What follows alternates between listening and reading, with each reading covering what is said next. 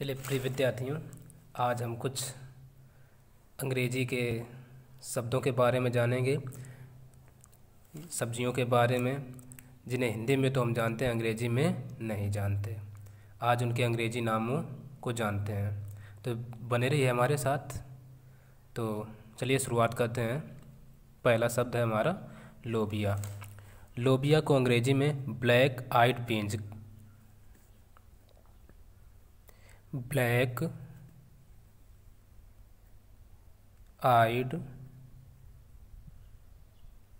Beans और green long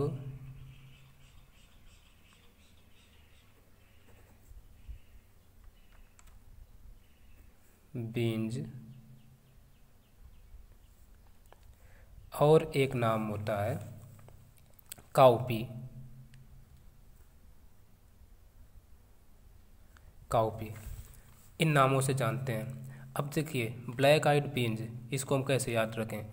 लोबिया का अगर बीज हम निकालें तो ब्लैक आँखें यानी काली आँखें दिखाई पड़ती हैं, इसलिए ब्लैक आइड बीन्स हम याद रख सकते हैं।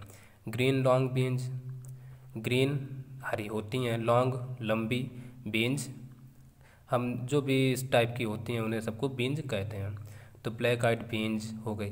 काउपी यानी काउपी को कैसे याद रखें, जैसे कि हम खेत में लोबिया बोई है और इन दिनों गायों से बचाना बड़ा ही मुश्किल काम है, तो गायों से बचाने के लिए तो क्या बताया जाए। तो गायों को मान लीजिए लोबिया बहुत पसंद है, इसलिए वो लोबिया खा लेती है। काउपीज हो गए, ठीक। तो लोबिया को गाय से याद रखिए, गाय लोबिया बहुत खाती है। इन दिनों खेतों में बोई हुई है जिसकी भी, तो मान लो वो सब खा जाती हैं। चलिए अगला शब्द देखते हैं, बाखले की फली। इसको कहते हैं फावा बीन्स या ब्रॉड बीन्स।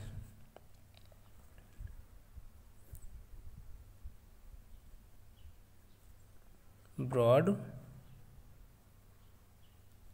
बीन्स, तो फावा बीन्स और ब्रॉड बीन्स याद रख सकते हैं। अब सेम की फली,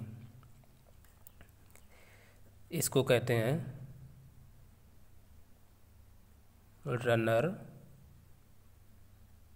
बीन्स। सेम की फली रनर बीन्स। कहीं भी सेम के पेड़ पौधा देखना, वो कितनी दूर तक चला जाता है, लॉन्ग लॉन्ग बहुत दूर तक, तो उसको कहते हैं रनर बीन्स। यानी रनर का अर्थ होता है दौड़ने वाला, तो ये दौड़ती है, सेम दौड़ती है, तो रनर बीन्स याद ऐसे रख सकते हैं हमेशा के लिए। आगे देखते हैं गंवार या धरारा। गंवार कहते हैं और जिसका नाम हम धरारा भी कहते हैं।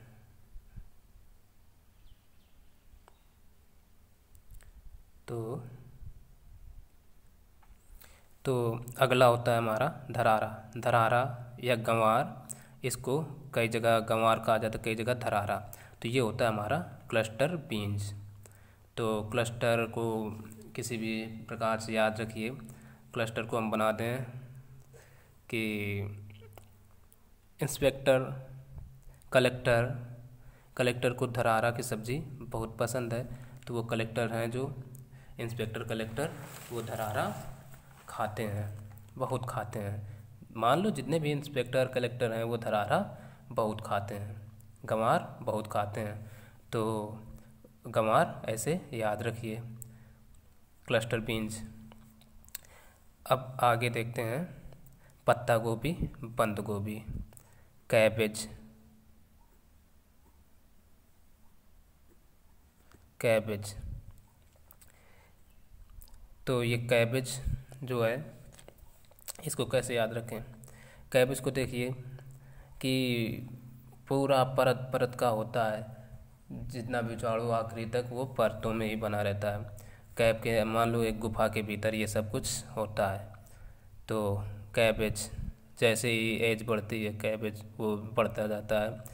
और इस प्रकार से हम और अपने तरीके से कैबेज को याद कर सकते हैं गुफा के माध्यम से, कि ढूंढते चले जाओ, परतें के परतें होती हैं। तो पत्ता गोभी, बंद गोभी, गुफा भी मान के चलिए बंद होती है, इसलिए कैबेज ऐसे हम याद रख सकते हैं। बात करते हैं फूल गोभी की, कॉलीफ्लावर। तो कॉलीफ्लावर,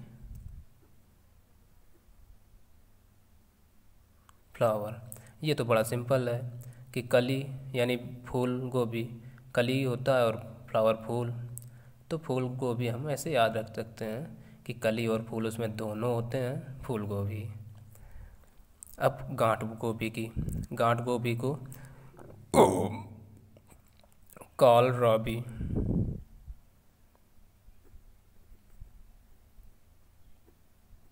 कॉलरबी यानी गांठ गोभी को कॉलरबी, यानी मान के चलिए किसी को कालरा है, उसको अगर गांठ गोभी मिल जाए तो वो ठीक हो जाएगा। ऐसे हम कालरा भी याद रख सकते हैं गांठ गोभी के लिए।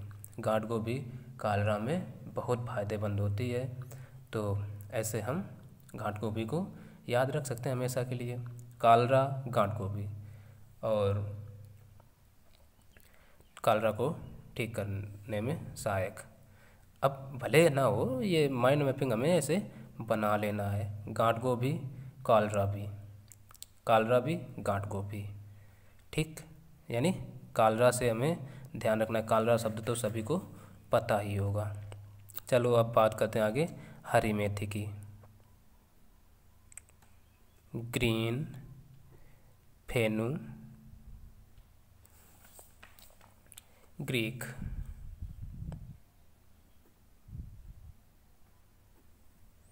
ग्रीन फेनु ग्रीक।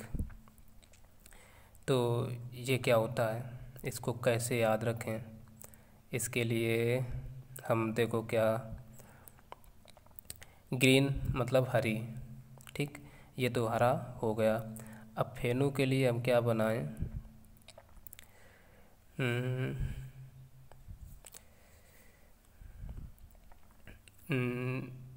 और एक इसको हम ग्रीन के स्थान पर लीव भी लगा सकते हैं आगे,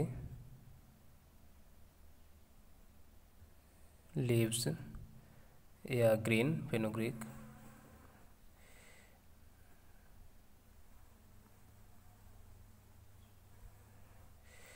तो फेनु, फेना एक वॉशिंग पाउडर आता है शायद, और ग्रीक, ग्रीक एक भाषा है, लैंग्वेज है। तो वहाँ मान लीजिए कि ग्रीक लैंग्वेज में मेथी को फेनु कहा जाता होगा। हमें माइंड मैपिंग बना लेना है कि ग्रीक एक लैंग्वेज पता है हमें पहले से, तो ग्रीक लैंग्वेज में इसे फेनु कहते हैं मेथी को। तो हमें ग्रीक को ध्यान रखना है, ग्रीक लैंग्वेज पता होगी, ग्रीक लैंग्वेज में क्या होता है क्या नहीं, भले ना कहा जाए तो हमें क्या माइंड मैपिंग बनाना है। तो फेनु ग्रीक, याद रखिए मेथी क्या होगी, फेनु ग्रीक। तो ऐसे याद रख सकते हैं पालक,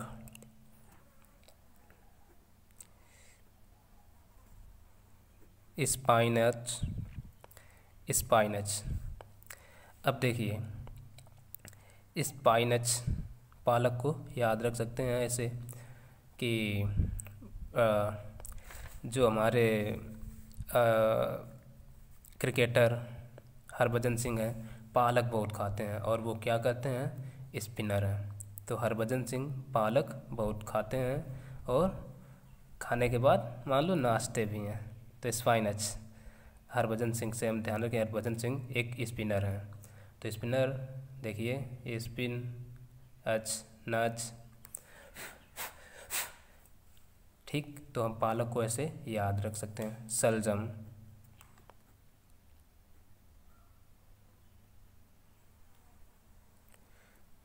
TUR, टर्निप, टर्निप सलजम। अब सलजम देखिए टर्निप मुड़ा हुआ होता है, तो हर जगह से वो टर्न करता है। शलजम को हम तो ऐसे याद रख सकते हैं अपने माइंड में, टर्निप। अब सरसों के पत्ते, सरसों के पत्ते, ग्रीन मस्टर्ड,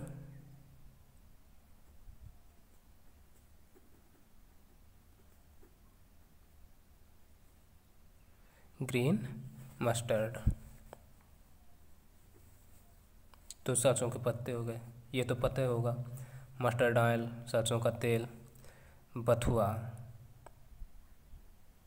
देखिए कितना खाते तो हम बहुत हैं, पता नहीं होता है।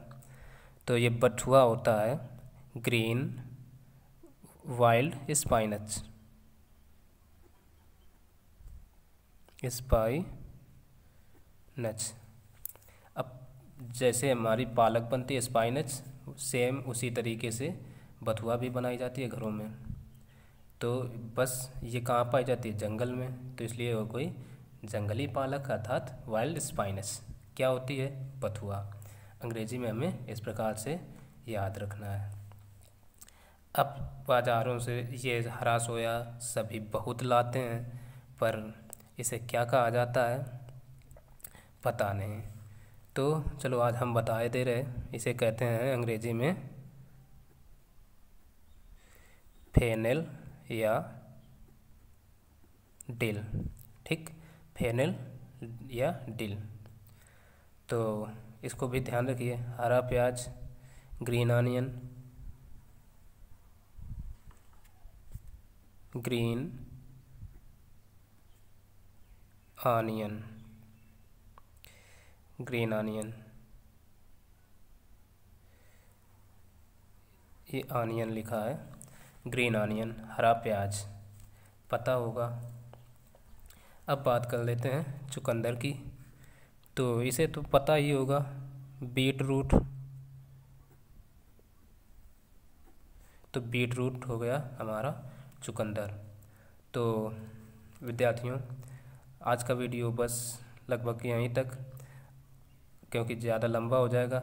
आगे का वीडियो, अगला भाग हम अगले वीडियो में बनाएंगे, अगला एपिसोड। तो हमारे चैनल को सब्सक्राइब करें और बेल आइकन को भी प्रेस कर लें, क्योंकि जैसे ही मैं अगला वीडियो अपलोड करूँगा नोटिफिकेशन आपको जल्द से जल्द पहुँच जाएगा। और उसमें भी ऐसे ही बड़े ही मज़ेदार सब्जियों के अंग्रेजी नाम आने वाले हैं। तो चैनल को सब्सक्राइब ज़रूर करें और अपने दोस्तों को भी शेयर करें। और हमारे इस तरीके से आप इन्हें माइंड मैपिंग के थ्रू याद कर सकते हैं बड़ी आसानी से। तब तक के लिए नमस्कार।